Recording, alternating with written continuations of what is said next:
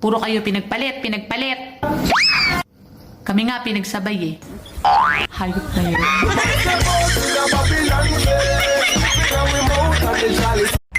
Trip-trip ko lang yung mga post ko. Bakit mo naman sineryoso? Ayan tuloy. Problemado ka na, stress ka pa.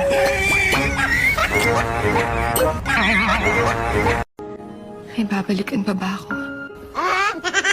Wala. Pagkatapos mo kong ubusan ng ulam, babalik ka? Gutom na gutom ako. Magbukas ko walang ulam.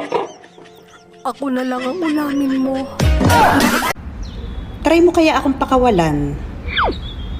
Tignan ko lang kung di ako pag-agawan.